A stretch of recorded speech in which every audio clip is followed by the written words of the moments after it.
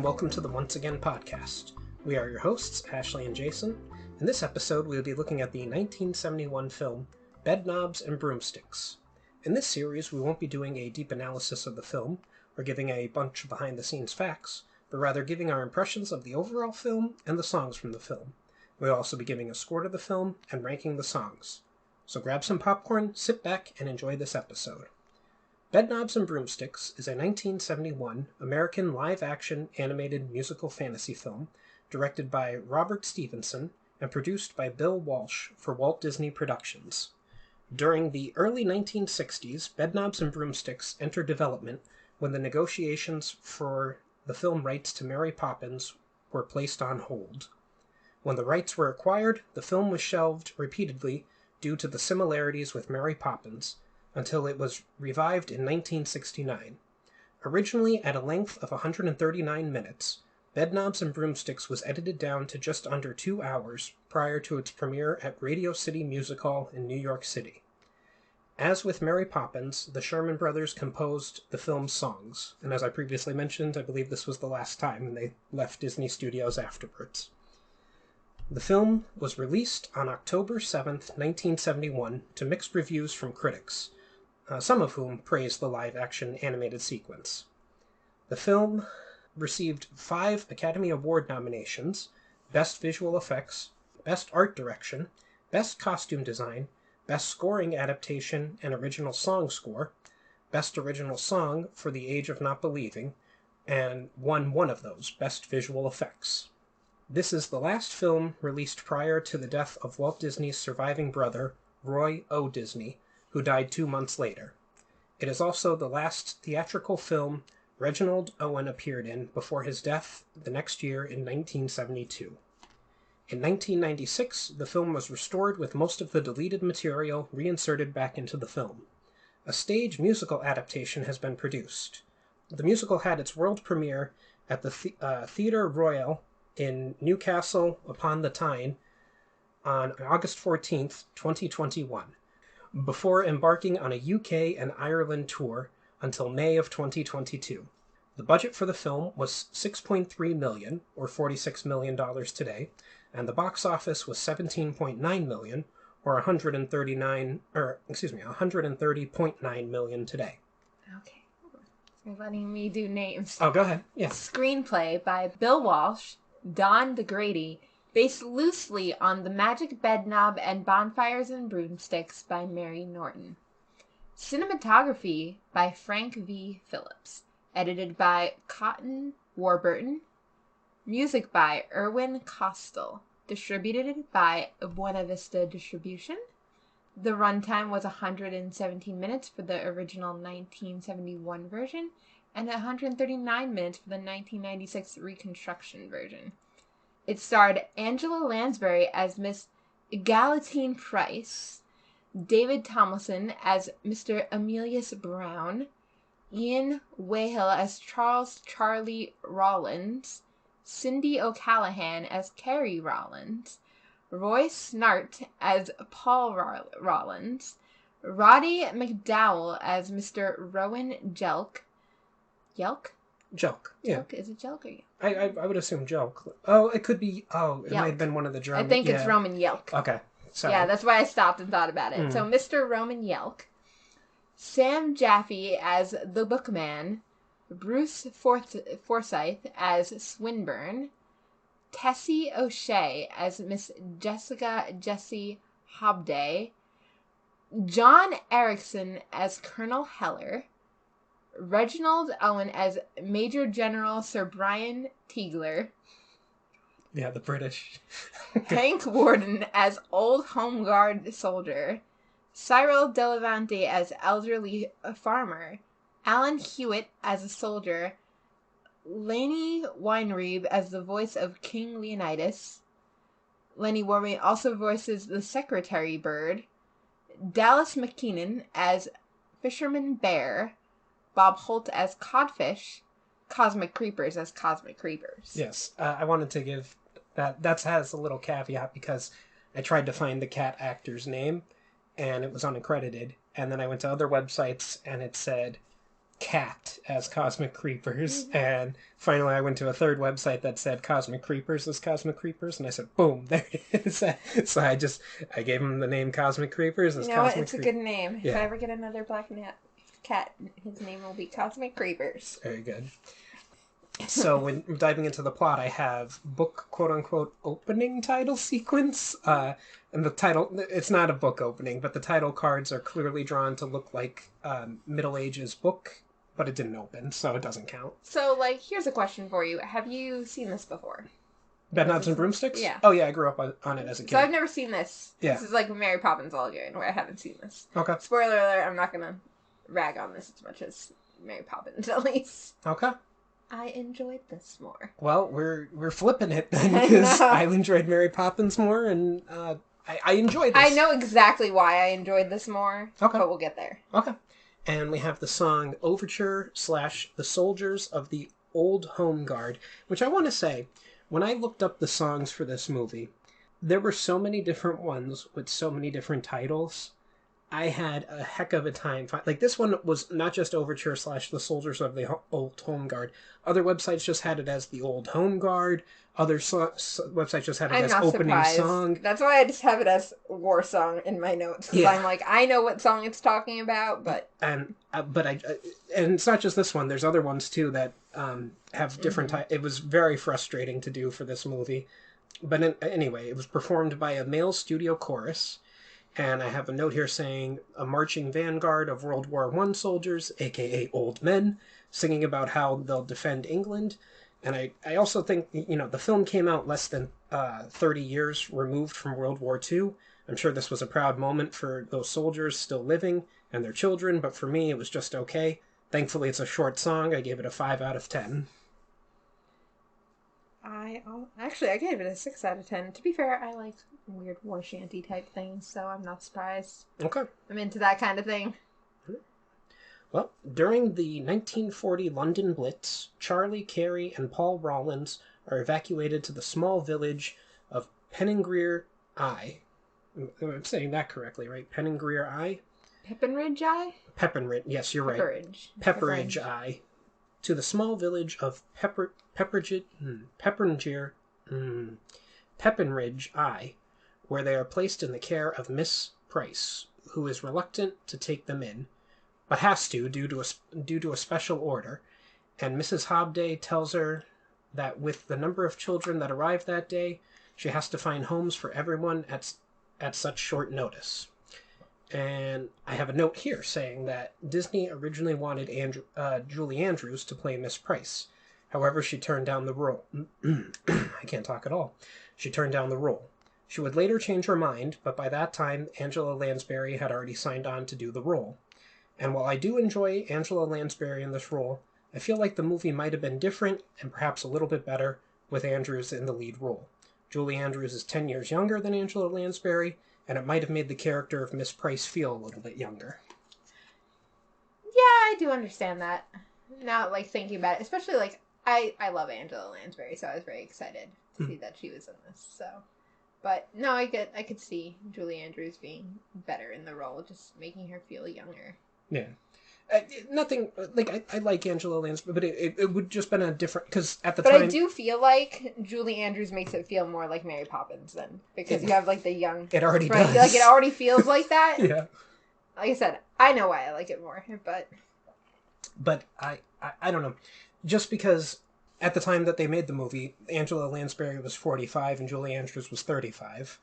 And it just... I don't know.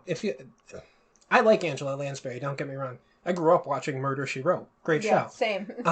But I just feel like it would have been a slightly different movie with a younger person in the role. Yeah.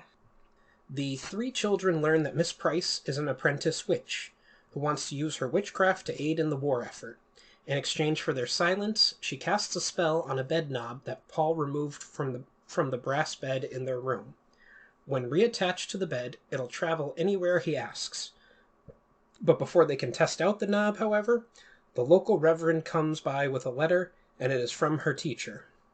It has written to Miss Price to tell her that the school she has been learning from has been closed due to the war, and because of that, she will not be receiving a lesson which she was very anxious to receive. She tells them their first trip is to go back to London to locate the headmaster of Miss Price's correspondence school. While Carrie and Paul are excited to test out the new bed, Charlie does not believe the bed works. However, when Miss Price's black cat scares him, he jumps onto the bed right before it leaves. And we have the song The Age of Not Believing, performed by Angela Lansbury. And I wrote down that it has been decades since I last watched this movie, but as soon as this song started playing, I remembered bits and pieces of it. And it's probably the best song from the film. I wrote that as I was watching this movie, and I feel that way having watched it, and I give it a 7 out of 10. I give it a 5 out of 10. I didn't really connect with the song. Okay. It's interesting how different our scores are getting in this one. But they soon arrive in London, where they meet Professor Emelius Brown, who in reality is a con artist and who created the Correspondence College of Witchcraft using what he believed were nonsense passages in an old book about a wizard named Astaroth. He is surprised to learn that the spells actually worked for Miss Price. That was my favorite part, is when he was like, oh, what do you mean they work? And then, like, he admitted that he, like, mixed up all the words, so that's why none of them were working perfectly. Because he wasn't sending them out perfectly. He was... I never put that switching together. Them out. Yeah. Yeah, that's why it wasn't working. Like, or they weren't working as well as they could be. She was turning people into rabbits when she meant to turn them into toads and stuff. Yeah, and it was only happening for, like, a couple minutes, because it wasn't the actual thing. It just... That makes sense. Was a mixed-up version. Okay, I didn't put that together. But I just wanted to put a correction in here that in our episode on Mary Poppins, I said that David Tomlinson was the villain in Pete's Dragon. However, I was wrong. That actor was Jim Dale. I confused the two due to this movie. Professor Brown and Dr. Terminus, the villain from Pete's Dragon, are both con men who give themselves respected titles. Professor, Doctor. Yes. So that's where I got confused. And then the next part is Miss Price asks to see the book, and Professor Brown takes them to an abandoned mansion where he is currently residing. While the children explore it, he shows Miss Price the book, which is actually torn in half, thus explaining why he closed the school before sending out the final spell, one that she believes will greatly help her cause. And we have here the song Egalatine, performed by David Tomlinson and Angela Lansbury. And I wrote that it is performed well by them, but a nothing to it song, so I gave it a 5 out of 10. I gave it a 4 out of 10. It was 4 out of 10. I kind of hated how, like, slunky and, like, skeevy he felt during it, too. Like, he did not feel like a man I wanted to, like... Well, see, now here's the difference between having Angela Lansbury and Julie Andrews. Nothing against Angela Lansbury, but if it was Julie Andrews, it'd be like, oh, this guy's going after this hot young chick.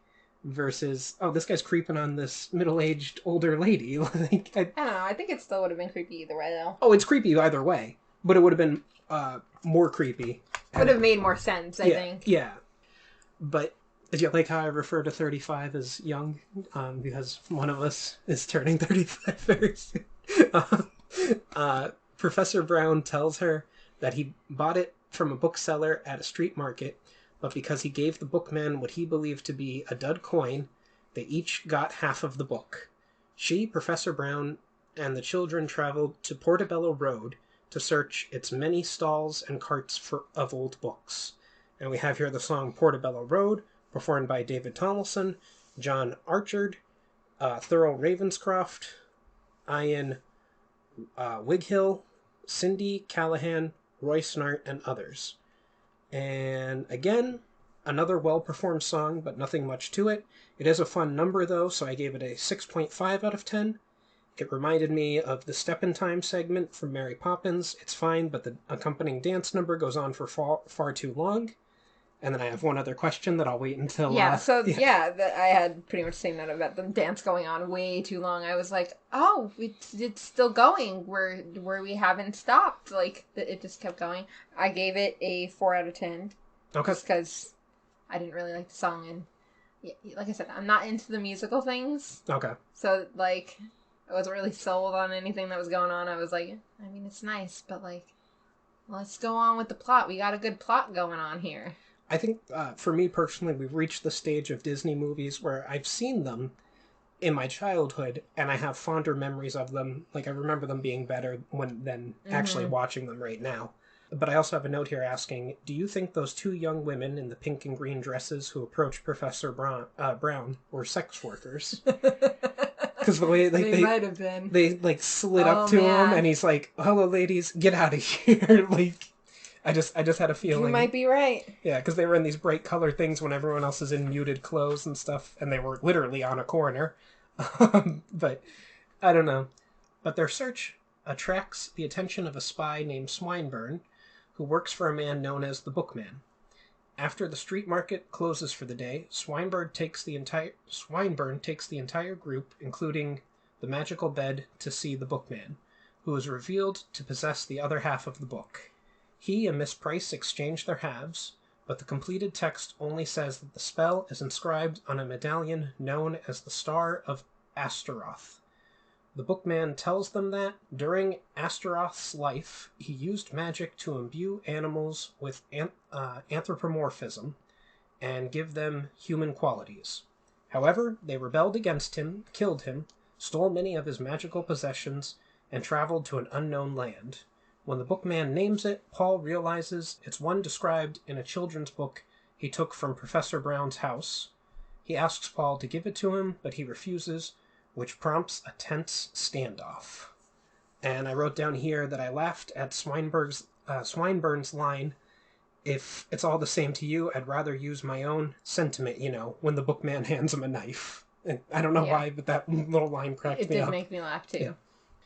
Before the Bookman can get the book, Miss Price, Dr. Brown, and the children escape on the bed and travel to the Isle of Nabumbu, initially landing in a nearby lagoon.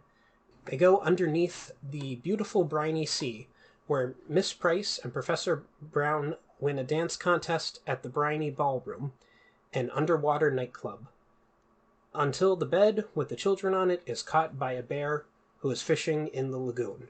And we have the song, the beautiful briny, the beautiful briny, I think it should be the beautiful briny sea, but again, one of those many named songs, so I chose the beautiful briny, sung by David Tomlinson and Angela Lansbury. And I wrote, I could see what they were going for here. It's supposed to be like the Jolly Holiday segment from Mary Poppins. It's similar, but in my opinion, not as good. 6 out of 10. Yeah, I give it a 5 out of 10. Again, I'm not much of a musical person, so 5 out of 10. Didn't really like it. Also, the segment, while pretty and interesting, would just make me go, but how are they breathing underwater? Yeah. Like, these are the things that bug me. Magic. Yes, magic. I'm well aware it's magic, and the fact that it's animated sequence versus real life people, they're like, this is a completely different thing. Yeah. Of course we can breathe underwater in animation. Well, because even that fish swims down David Tomlinson's throat and then comes back up. Yeah. And, he's totally fine. Yeah, just the magic of animation. We can do anything. Imagination. I'm doing the hand rainbow effects so everybody knows what's going on over here. Imagination. That was a great episode of that, or 3 episodes, I think, of South Park, if I remember correctly. But Imagination Land, yeah. Yep. The bear reveals that no people are meant to be on the island by order of King Leonidas, the Spartan king, Mm-hmm. But Paul does point out that in the book, anyone is allowed to see the king, whether they are humans or animals. Miss Price then asks the bear to lead them to the kingdom. He leads them to meet the king, who is a lion. He is upset because nobody has volunteered to referee a royal soccer match.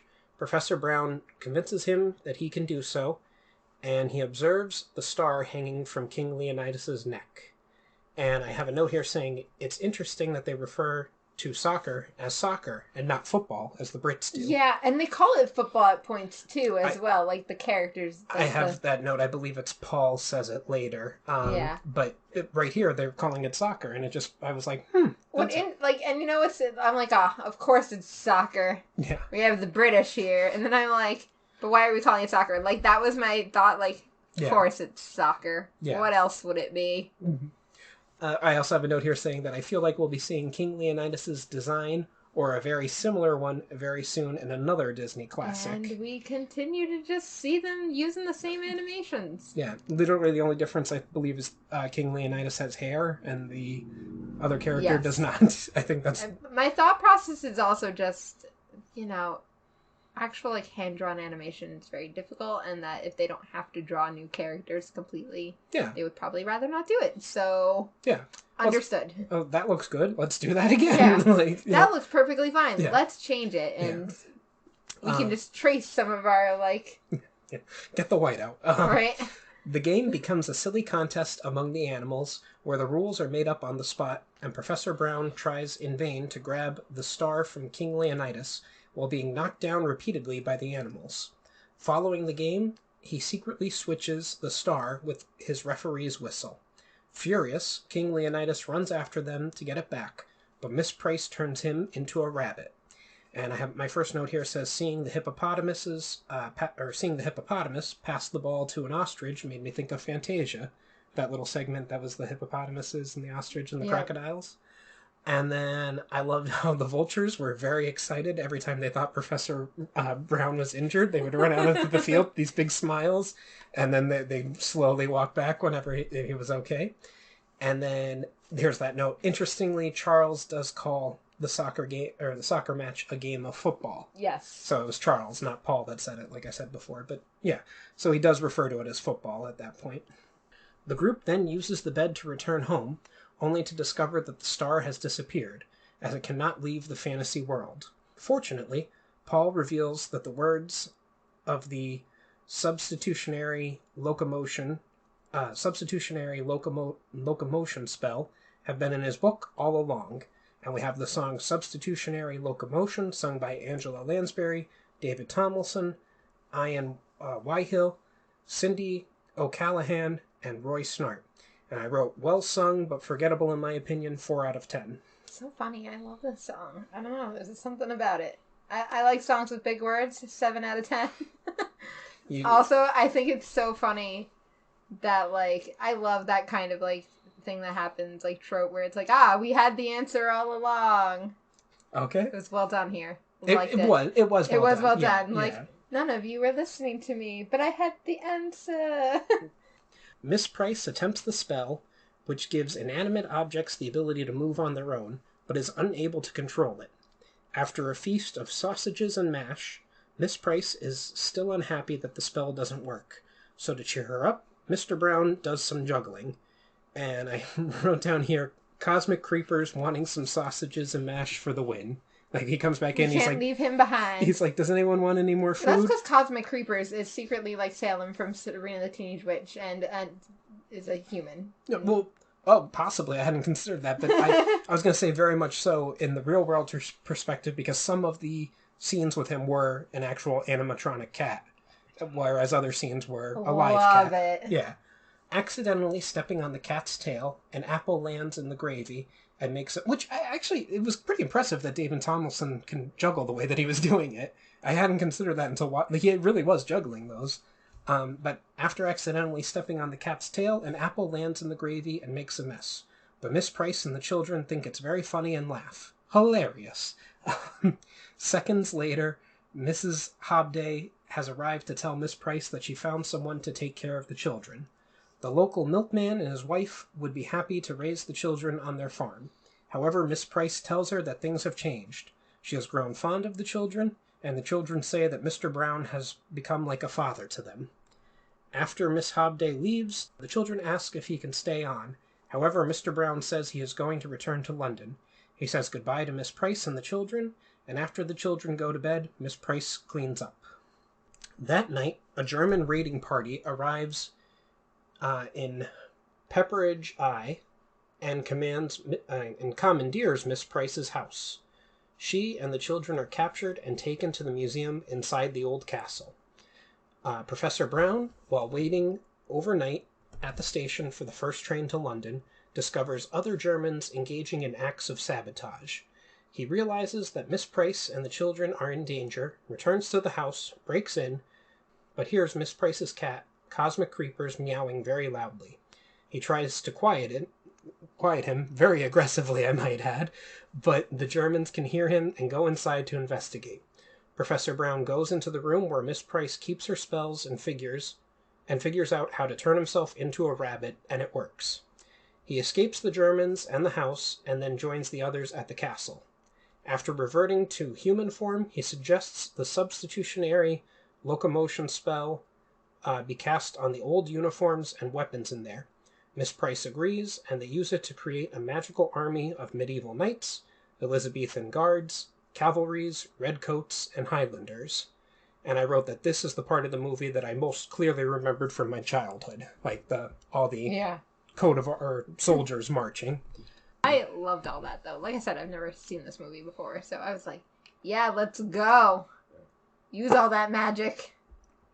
It is a really cool scene. But moving back into the plot. The Germans, unable to stop the seemingly invincible army, retreat back into the sea, but not before destroying Miss Price's workshop as a small act of revenge. The explosion knocks her from the sky, where she has been directing the magical attack astride her broomstick, breaking the spell. Meanwhile, all the old Home Guard soldiers have received word about the German soldiers coming ashore. They manage to send them away. While Miss Price may not be a witch again, she never really believed in being a proper witch at all. Here's the thing. Give her more spells and stuff. She could be a witch sometime again. Yeah. Well, magic clearly works in this world, because even Professor Brown can do it. So, she can obviously, she might not have the resources at the moment, but there's no reason why she can't get resources again. I can only imagine how, in this world's universe, how angry Hitler would have been at these Nazis when they get back. It's like, wait, first off, you were defeated by a witch, and you did not bring her back to me? You know I'm obsessed with the occult. Right? Yeah, you didn't bring her back to me? 9! He would be... They'd all be dead. Yeah. You lost, and you did not bring back the witch. The next morning, Professor Brown enlists in the war and departs with an escort from the local chapter of the Home Guard. Good on him for doing that, but also I hate him for it. It's another way to get away from the kids, you think? He was like, I can't leave them, realistically, off to war. But, good on him for being responsible and doing the right thing, going to war. Yeah, he chose to grow up at 45. Yeah, he chose to do the thing. Yeah. While the children are unhappy and think that without the spells it won't be fun anymore, Paul reveals that he still has the bedknob, implying that they can at least go anywhere they like. And the film ends with the old Home Guard marching off while singing finale or reprise of the old Home Guard, and is performed by a male studio chorus. So, moving into our overall scores. Should I go first here for once? Let's go. I'm going to go first. Go ahead. So, what was my biggest gripe about... Because we're going to be comparing this to Mary Poppins. What was my biggest gripe about Mary Poppins? Mostly, that there wasn't really plot elements going here, and the ending wasn't earned. Nothing happened, and even more so now that I've watched this, I'm like, no, that was the issue the whole time with Mary Poppins. There is no plot to Mary Poppins, really, other than we're taking care of the children, but, there's no, we don't do anything beyond it. At least this feels like, yeah, Miss Price gets stuck with the children, but at least she's, clearly up to something and trying to do something. There is plot. Mm. They're not just going off to the briny sea to entertain the children. It's Miss Price being like, I got you, you're coming with me. And that's so much better for plot reasons over Mary Poppins. Is the music from Mary Poppins better? Yes. But I don't really like the animation from either movie, so okay. I can't even really go there. But I think if we're just talking about plot elements and story elements, this does something more for me versus Mary Poppins that I just okay, but why? I could see where you're coming from with that. All the characters had their own story that was going on. Yeah, I felt by the end where everybody's ending is kind of earned. Everybody kind of feels rounded out by the end. All the characters, we're not just having, again, it's not just an adventure for adventure's sake, which is what Mary Poppins is at the end of the day. It's adventure for, we're trying to get these pages. We're trying to get the star. Oh, we found the star, but the thing's not working. Now, did I feel towards the end of the movie that movie was a little bit getting long? Because I was like, okay, all right, let's just fight the Nazis and get over with. Like, let's go. Like, let's do it. So I gave it a 6 out of 10. Okay. I liked it, but still mid-level. Yeah, still mid-level. Like, I don't think I'd rush to watch it again, but like, you bastard, it's not. You stole my line. It's not bad. So I'm going to go into my overall score now. So I recently criticized the Aristocats for being too similar to other Disney films, but not as good. The same, I'm sad to say, is true for Bedknobs and Broomsticks. It's too similar to Mary Poppins, though not as good, in my opinion. While mostly entertaining, there are many segments of the film that drag on, and only one song is really memorable, and that's The Age of Not Believing. And I also feel that the plot wraps up a little too conveniently. Miss Price doesn't perform magic well until she needs to, and then it can all be forgotten about afterwards. Angela Lansbury and David Tomlinson do give good performances, though I can't help but wonder what the film would have been like if Julie Andrews had played Miss Price. For those reasons, I'm giving Bedknobs and Broomsticks a 4.5 out of 10. Not entirely terrible, but not something I would rush to watch again. So we have a similar feeling about that. I have a slightly lower score than you, but mid-level, like I said, we've reached the Disney movies that I've seen from my childhood, but remember differently. Like, I remember this being a much different movie. It's just the way that it goes sometimes. But without anything else to say, I'll just say, this has been the Once Again Podcast. Any questions, comments, or critiques can be addressed to our email at onceagainpod@gmail.com. Follow us on our social media accounts, Once Again Pod, all one word, on Twitter, Instagram, and TikTok. If you'd like to contribute to the podcast, we have several tiers available on patreon.com/onceagainpod. As always, a like, follow, or share would be greatly appreciated. Thank you, and have a wonderful day. And remember, we will entertain you. We will always entertain you.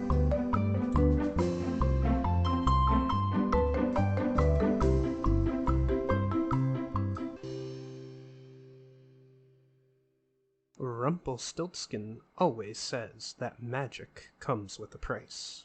But for this price, you can get a nice piece of jewelry. Use code ONCEPOD for 10% off your first order at Unusual Magic Jewelry on Etsy. Click the link in the description.